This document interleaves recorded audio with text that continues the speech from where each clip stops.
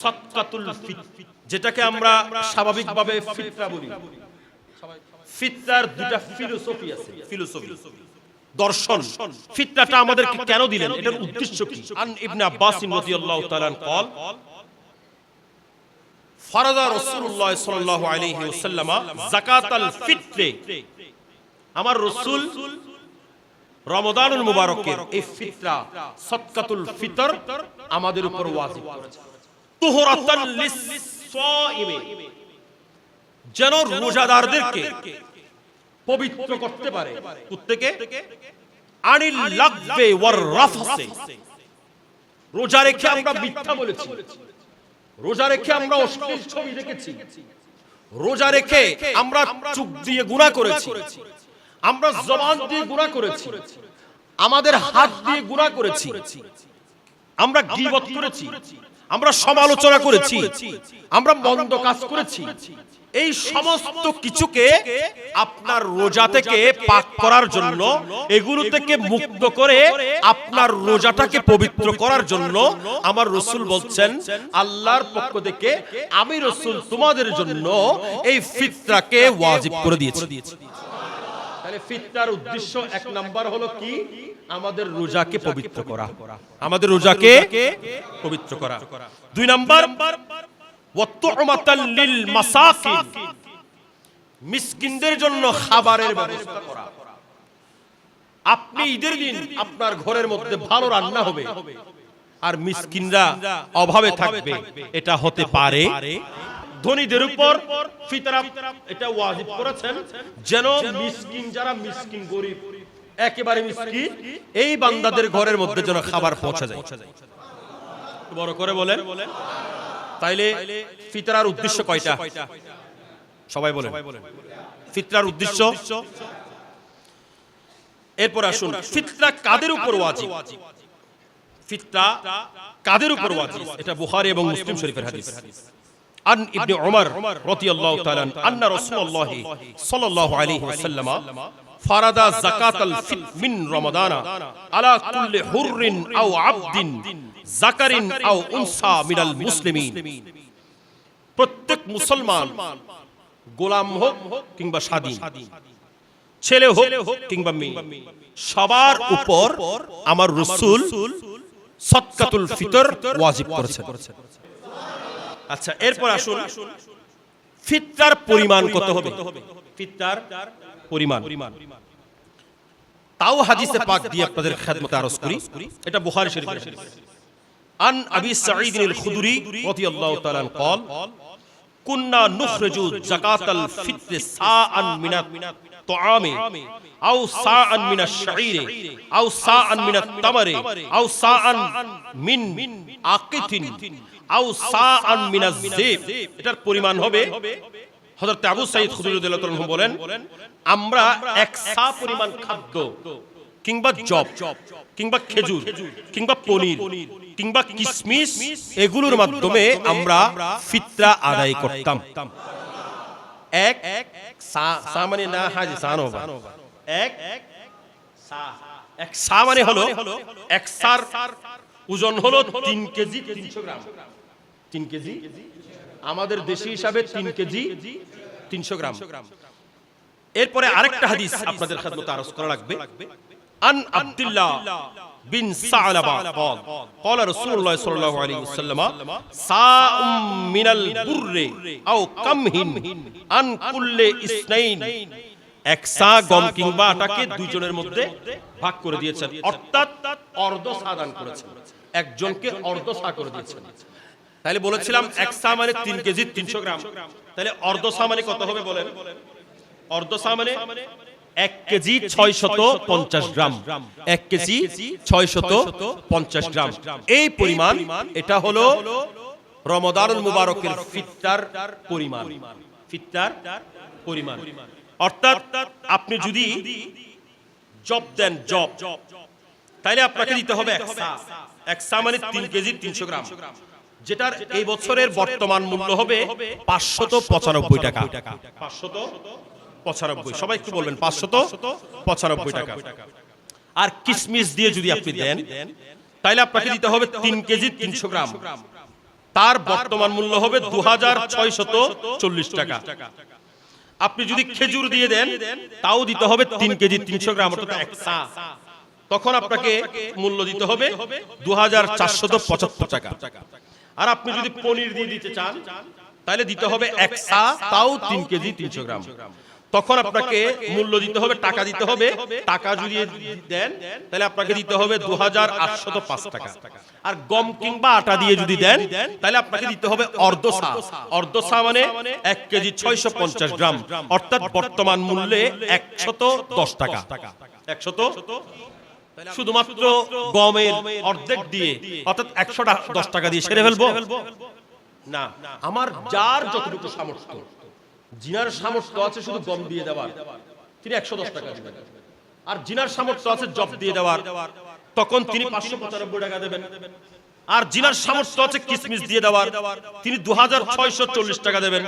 আর যার সামর্থ্য আছে খেজুর দিয়ে দেওয়ার, সেই ব্যক্তি 2475 টাকা দেবেন। আর যার সামর্থ্য আছে পনির দিয়ে দেওয়ার, সে 2805 টাকা দেবেন। বর্তমান সময়ে 110 টাকা। 110 টাকা এটা সাত দোকানে ঢুকলেও শেষ। উনি ভালো মন্দ একটু খেতে চাই, পারবে? তাহলে যদি আপনি কিসমিস দিয়ে দেন, কিসমিস দিয়ে যদি দেন তাহলে 2640 টাকা পাবে। 2640 টাকা দিয়ে অন্তত দুবেলা একটু গরুর গোশত দিয়ে ভালো করে খাইতে পারবে। আমি যে বর্ণনাগুলো করেছি এখান থেকে যে কোনো একটা অ্যামাউন্ট যেন আমরা দান করতে পারি, যে অ্যামাউন্ট পেয়ে ওই গরিবটা খুশি হয়ে ওই গরিবটা অন্তত কিছু পরিমাণ গরুর গোশত হলো ওই ঈদের দিন ঘরের মধ্যে কিনে আনতে পারে। সেই চেষ্টা আমাদের করা দরকার আছে। কথা বলেন ঠিক কিনা? একটু বড় করে বলেন ঠিক কিনা? ইসলামিক ফাউন্ডেশনের পক্ষ থেকে এগুলোর মূল্যগুলো নির্ধারণ করে জানিয়ে দিয়েছেন। কেন? আমরা যেন শুধুমাত্র ওই 110 টাকাটা নিয়ে বসে না থাকি, শুধুমাত্র আমরা যেন ওই গমের হিসাব নিয়ে, আধা সা গমের হিসাব সেটা নিয়ে যেন বসে না থাকি। সেজন্য কিসমিসের মূল্য, পনিরের মূল্য, জবের মূল্য, খেজুরের মূল্য সবগুলোর চার্জ দিয়েছেন। আল্লাহ আমাদেরকে বোঝার তৌফিক দান। ফিতরা আদায়ের সুন্নত তরিকা হলো, এই ফিতরা আমরা আদায় করব কখন? কমপক্ষে ঈদের সালাতে আসার আগে। আন্না নবী সাল্লাল্লাহু আলাইহি ওয়াসাল্লাম আমারা বিযাকাতিল ফিতরে ক্বাবলা খুরুজিন নাস ইলা সালাত। এটা বুখারী এবং মুসলিম শরীফের হাদিস। আমার রাসূল নির্দেশ দিচ্ছেন, তোমরা অন্তত নামাজে যাওয়ার আগে, ঈদের নামাজে যাওয়ার আগে তোমরা এই ফিতরাটা আদায় করে যাও। এরপরে আসুন, আমাদের ঘরের মধ্যে ছোট্ট বাচ্চা আছে না নাই? ছোট্ট বাচ্চা যারা আছেন এগুলোর কি ফিতরা দিতে হবে? কথা বলেন, এগুলোর ফিতরা দিতে হবে? হবে। ওই বাচ্চাদের ফিতরা তাদের বাবার উপর ওয়াজিব। তাদের বাবাকে ওই সন্তানগুলোর ফিতরা দিতে হবে। অনেকের ঘরের মধ্যে বাবা আছে, ছেলে মারা গেছে কিন্তু নাতি দুইটা রেখে গেছে। ওই সন্তানগুলোর, ওই এতিম সন্তানগুলোর দাদা নিজেই প্রদান করবেন। কোন ব্যক্তি যদি রোজা রাখতে পারে না, সফরে ছিল কিংবা অসুস্থ, একেবারে মুমূর্ষু রোগী আছে না, মুমূর্ষু রোগী, এখন উনি মেডিকেলের মধ্যে পড়ে আছেন, রোজা রাখতে পারে না, এখন কি যে ব্যক্তি রোজা রাখে নাই তার জন্য কি সদকায়ে ফিতর আছে কিনা? তার জন্য সদকায়ে ফিতর দিতে হবে কিনা? তখন রদ্দুল মুখতারের মধ্যে বর্ণনা হচ্ছে, যে ব্যক্তি রোজা রাখে নাই তার জন্য সদকায়ে ফিতর দিতে হবে। কারণ সদকায়ে ফিতর ওয়াজিব হওয়ার জন্য রোজা শর্ত নয়, রোজা এটা শর্ত নয়। সেজন্য সদকায়ে ফিতর আপনাকে আদায় করতে হবে। আপনি রোজা থাকেন আর না থাকেন, আপনাকে অবশ্যই সদকায়ে ফিতর আদায় করতে হবে।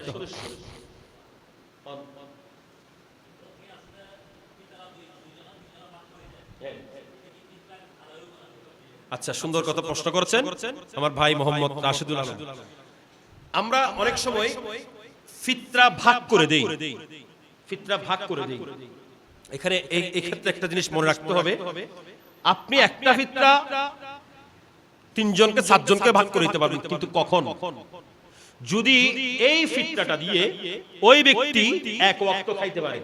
কিসমিস দিয়ে যদি ফিতরা দেন তাহলে 2640 হয়, তখন আপনি কয়েকজনকে ভাগ করে দিলে কোনো অসুবিধা নাই। কিন্তু আপনি যদি এই গমের ফিতরা দিয়েছেন, গমের ফিতরা মানে আধা সা, 1 কেজি 650 গ্রাম, তাহলে এই সামান্য ফিতরা এটা 110 টাকা হয়, 110 টাকার ফিতরা যদি আপনি দুইজনকে ভাগ করে দেন তাহলে একজনে তো পেট পুরে খাইতে পারবে।